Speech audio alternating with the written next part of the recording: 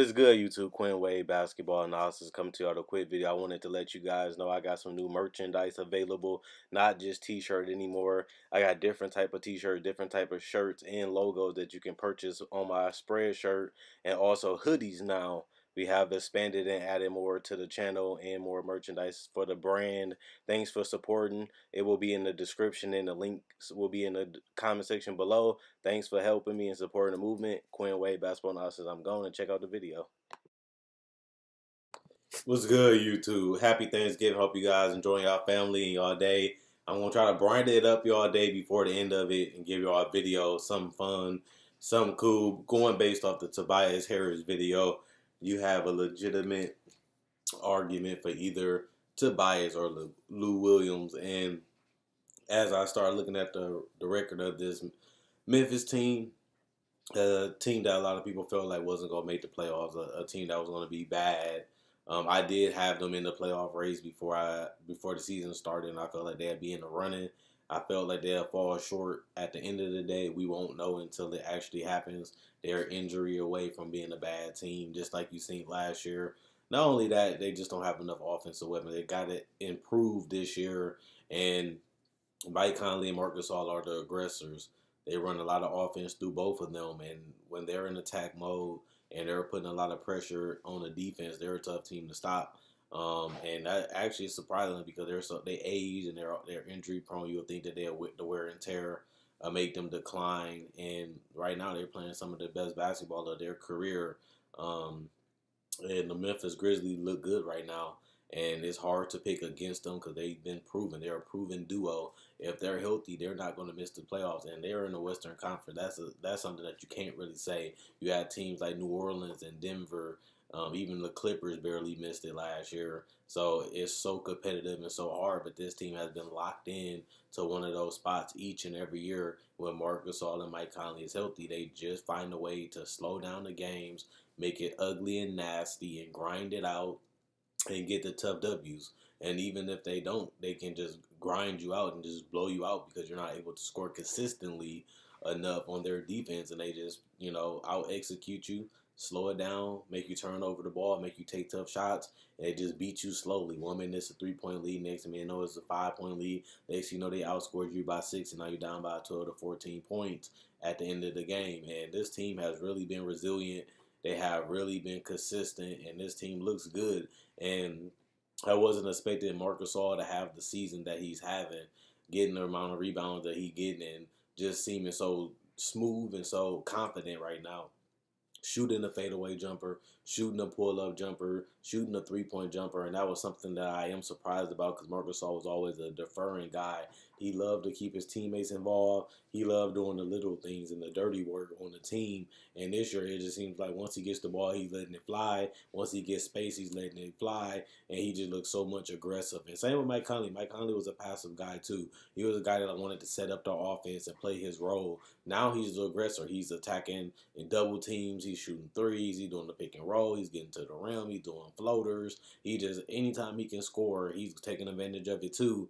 And they had to modernize their offense a little bit because they was getting closer and closer to being phased out. That's why you see Zach Randolph and Tony Allen out. They had to find ways to reinvent this team and to make them still be competitive enough to make the playoffs.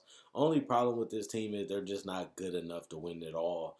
And I think that things are going to have to really fall their way just to get to the Western Conference Finals, even though the first and second round might be competitive with them, because this team is just as good as any other team in the playoffs besides the Warriors in the West. Everybody in the I think 2 through 12 can all compete for a playoff spot, and they all have legitimate chances of winning it. And they only separated by a tiebreaker 1 or 2 games. So Memphis can easily go on a losing streak and be right out of the playoffs. But you have to give them credit for a 12-5 start, going out there and looking phenomenal, closing games, beating teams like Golden State and the Bucks, are highlights of the season. And it's tough not to sleep on this team because you don't want to watch them. They do play a boring style, and they don't have a flashy player, so you don't really pay attention to them, or you're not in a rush to watch them. But they have a philosophy and a way of thinking to win games. Yes, they don't have the old players on there, but they're still grit and grind. They still slowing it down, making it ugly, and they still winning games. And Eventually, Mike Conley is going to have to eventually make an All-Star team. We even seen it with Gordon Dragic. Gordon Dragic made an All-NBA team before he made an All-Star team, and the All-NBA teams are harder to make than the All-Star team because you can just get hot for one half of the season, and you can be an All-Star and flop the rest of the season because you already became All-Star. So I'm happy that Gordon Dragic eventually got that All-Star under his as a credential on his resume because he deserved it. And I think eventually when you look at this roster and you see the talent that they have and you see the record that they have right now, and if they can continue to win the way they've been winning and continue to stay in that playoff spot, especially if they're in the top five, I think you definitely have to reward Marc Gasol and Mike Conley if they're healthy.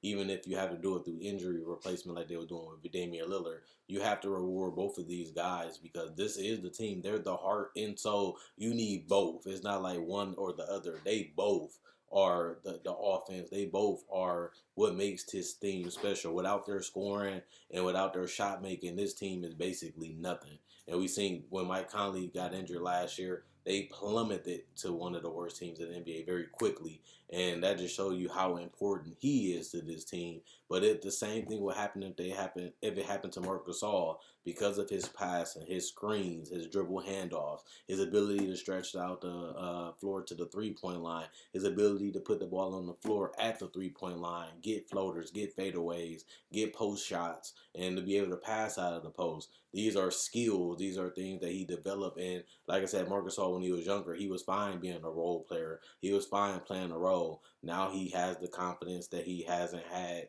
in years, and he's just going out there playing basketball, and it looks beautiful. And that's the only reason I made this video. I've been watching a lot of Grizzlies games, almost a lot, all of them basically. I watch every Grizzly game this year, and I'm very surprised that they have been so dominant and so controlling. Even after all these revamps and all these injuries, they look good, and that's all I really wanted to say. Do you think Mike Conley can finally break through and get to his first All-Star game? And if he don't, at least an All-NBA team. You have to reward winning, is what they always say. And this team has been winning. And Marc Gasol is getting All-Star appearances. But like we seen last year, we started to see the importance of Mike Conley. Tyree Evans was able to play, but he wasn't able to get them the wins that they're getting now. They wouldn't get off to the start now if they didn't have Mike Conley. And it shows you how they was one of the worst teams last year. Now they one of the best teams this year.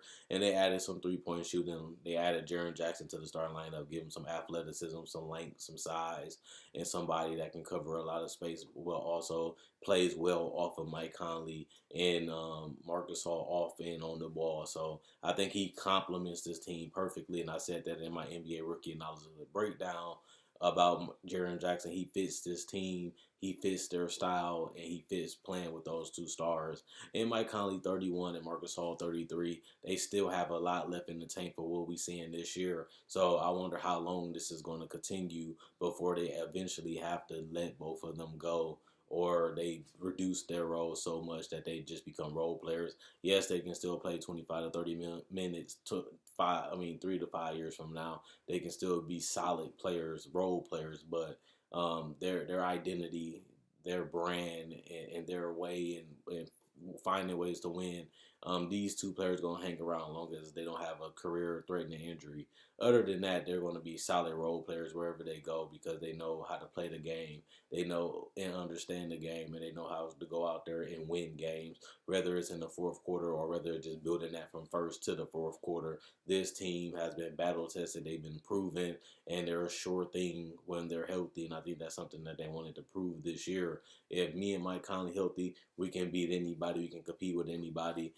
They just missing that third wheel, and it wasn't Chandler Parsons. It's not Kyle Anderson. I can tell you that now. Who is it going to be? And until they get that guy, and when the Warriors start losing some of their talent, maybe they can eventually get back to the Western Conference Finals and make a run at that championship by getting that guy. They've been trying to find the guy. They haven't been able to do it.